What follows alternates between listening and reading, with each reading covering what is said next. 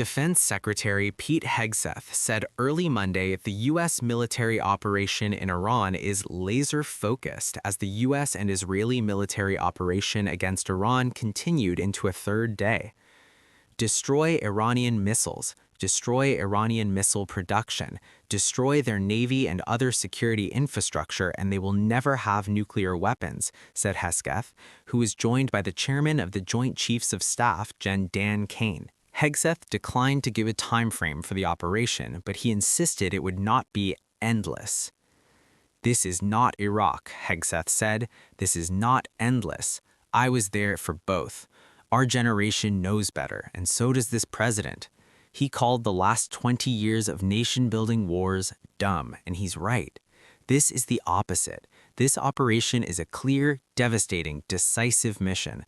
Destroy the missile threat. Destroy the Navy. No nukes. Hegseth said there are no U.S. military boots on the ground in Iran right now, but said he would not go into the exercise of what we will or will not do in the future. The Pentagon said Monday that a fourth American service member had been killed in the mission following the announcement of the deaths of 3 U.S. service members in Kuwait over the weekend. Hegseth said that the 4 service members had been killed after a tactical commander center had been hit. On Monday, Kuwait shot down 3 U.S. F-15s in what CENTCOM called a friendly fire incident, but all crew members were safe. Smoke rose, meanwhile, from the U.S. Embassy in Kuwait after an apparent Iranian missile strike.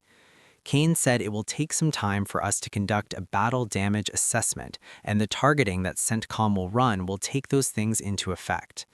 At least 11 people have been killed in Israel. The Iranian Red Crescent says 555 people have been killed in Iran.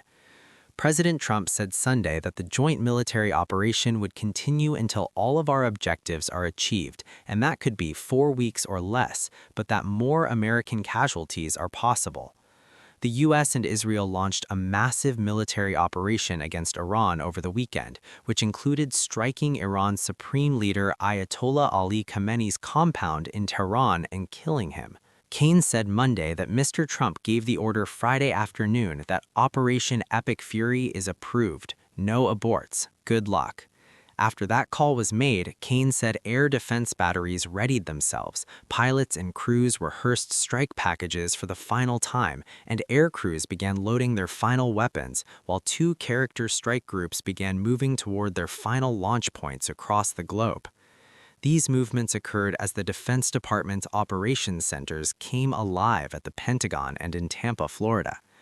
At 9:45 a.m. local time or 1:15 a.m. ET, Kane said more than 100 aircraft were launched from land and sea as electronic attack bombers from the state and unmanned platforms forming a single synchronized wave. This was a daylight strike based on their trigger event conducted by the threat, the defense forces, enabled by the U.S. intelligence community, Kane said. Kane said the first shooters at sea were Tomahawks unleashed by the U.S. Navy, which closed in on Iranian naval forces to conduct strikes across the southern flank in Iran on the ground.